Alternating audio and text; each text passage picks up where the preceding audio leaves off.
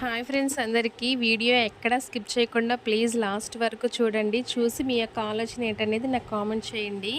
అయితే ఇగోండి ఇక్కడ ఉడుతుంది కదా, నేను తులసమ్మనైతే ఈ కార్తీక మాసంలో వేసుకున్నానండి. నేను ఎప్పుడు తులసమ్మని వేసినా నిద్రపోతుంటుంది 2-3 మంత్స్ ఉండి, ఇంకా కార్తీక మాసం అని చెప్పి నేను వేసుకున్నానండి. అయితే పక్కన నేను ఇంకా వేరే 2 మొక్కలు వేసుకున్నాను. అయితే అవి చిగురు వస్తున్న కొద్దీ ఇది ఉడుతో తెలీదు, ఎలకో తెలీదు, డైలీ వచ్చి కొరికేస్తుంటే పోతున్నాయండి. అయితే ఏం కొరుకుతుందనేది మాకు తెలియదు. కానీ మా ఆయన గారు అయితే ఈరోజు నేను షాప్కి వచ్చే ముందు ఇంకా దీపారాధన అంతా అయిపోయింది. మొత్తం అంతా అక్కడ తీసేసి ఇంకా క్లీన్ చేసేసి షాప్కి అయితే వచ్చేసానండి. నేను వచ్చిన తర్వాత మా ఆయన అయితే ఈ వీడియో తీసి నాకు సెండ్ చేశారు.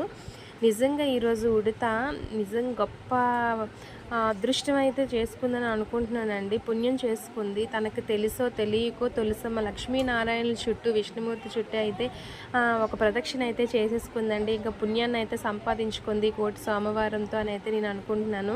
విష్ణుమూర్తి అని ఎందుకన్నానంటే, నేను తులసమ్మలో రాయి కూడా పెట్టుకుంటానండి. అది రాయి అనేది విష్ణుమూర్తి స్వరూపం అండి.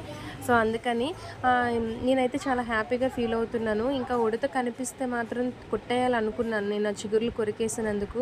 కానీ ఇక్కడ చూడండి ఎంత చక్కగా అక్కడ నేను దేవుడికి వేసినటువంటి ముగ్గులు, నెక్స్ట్ అక్షంతలు ఎంత చక్కగా తింటుంది కదండి.